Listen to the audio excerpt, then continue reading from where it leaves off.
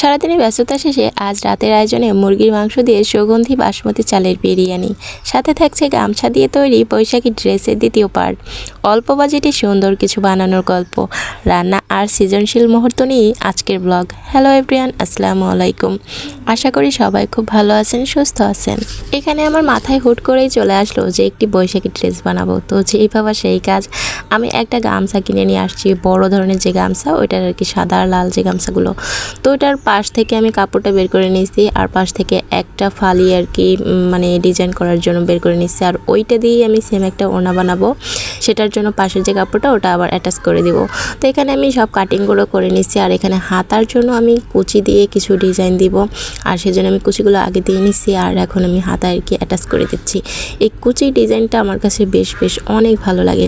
আরেকটা কথা, আমার হাতার কাপড়টা আসলে শর্ট পড়ছিল, তাই আর কি হাতা আমি ফুল বড় দিতে পারি নাই, আর যার জন্য আমি ছোটো হাতা বানাইছি। তো এখানে পরবর্তীতে আমি আর কি আমার শ্বশুরবাড়ি থেকে আপডেট পাই যে আমার শাশুড়ি মা অসুস্থ। তো যেই বাবা সেই কাজ তাড়াতাড়ি কি কাজটা কোনো মতে কমপ্লিট করে আমার বড় আপু এখানে রান্না করছে কচুরলতি, তারপর উস্ত ভাজি, এগুলো আর কি তাড়াতাড়ি খেয়ে আমি চলে আসছি। এরপর আমি বাড়ি এসে আর কি জামাটা আর কি আপনাদের দেখাচ্ছি। এখানে আমি জামাটা কমপ্লিট করে নিয়ে আসছি, আর যে ডিজাইনগুলো দিব ওগুলো আসলে সেলাই মেশিন দিয়েও অ্যাটাচ করে দেওয়া যেত, কিন্তু আমার যেহেতু সময় ছিল তাই আর আমি দিতে পারি নাই। তো এখানে আমি এভাবে ডিজাইনগুলো আর কি সুই সুতা দিয়ে হাত দিয়ে আর কি সেলাই করে অ্যাটাচ করে দিব।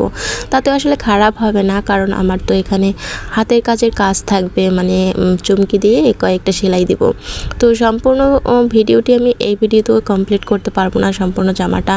এখানে বিকেলে আবার চলে আসছি মানে বাসমতি চাল দিয়ে বিরিয়ানি রান্না করতে। তবে রান্নাটা আসলে আজকে আমি করি নাই, আমার ছোটো ননদ করছে, তো তার সাথে আর কি হেল্প যতটা করা লাগে সেটা আর কি আমি করতেছিলাম। তো বাসমতি চালের বিরিয়ানি করার জন্য এখানে চালটা আসলে প্রথমে ভাতটা ফুটিয়ে নিতে হয়, আর পরে দমে দিলে এটা বেশি টেস্ট আসে। তো আমি যেভাবে চাইছিলাম যে দম বিরিয়ানি করার জন্য, সময় না থাকার জন্য ওইভাবে পারফেক্ট আর কি দম বিরিয়ানিটা করতে পারি নাই। এখানে মাংসটা আগে রান্না করে মানে আমার ননদ নিছে, আর এখানে চালটা হয়ে যাওয়ার পরে আর কি একদম একটু ঠান্ডা করে নিলে একদম মানে ঝরঝরে থাকে, আর ভাতটা খুব ফ্রেশ থাকে।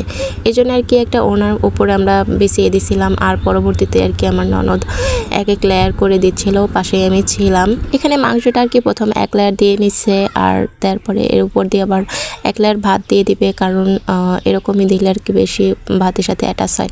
তারপর উপরে কিছু পেঁয়াজ বেরেস্তা, তারপর ঘি, এসব দিয়ে আর এক লেয়ার মাংস দিয়ে দিবে। আর এখানে কিছু গুঁড়ো দুধ দিয়ে মানে দুধটা আর কি দিয়ে দিল, আর এখানে আবার এক লেয়ার মাংস দিয়ে দিচ্ছে, তারপর আবার এক লেয়ার ভাত দিয়ে দিবে। তো এভাবে দেওয়ার ফলে হয় কি, মাংসের মধ্যে ভাতের সাথে সব ধরনের মশলার সুগন্ধি যে ফ্লেভারটা সব অ্যাটাচ হয়ে যায়। আজকের ব্লগে এই রান্নাবান্না আর কাজবাজ আপনাদের কাছে কেমন লাগলো সেটি আমাকে কমেন্ট করে জানাতে পারেন। আর আমার এই ইউনিক ড্রেসের ডিজাইনটির সম্পূর্ণ ডিটেলস যদি জানতে চান সেটিও আমাকে কমেন্ট করে জানাতে পারেন। কত টাকা কস্ট গেছে, কীভাবে কি করছি, সবটাই অন্য একটি ভ্লগে আপনাদের সাথে শেয়ার করব।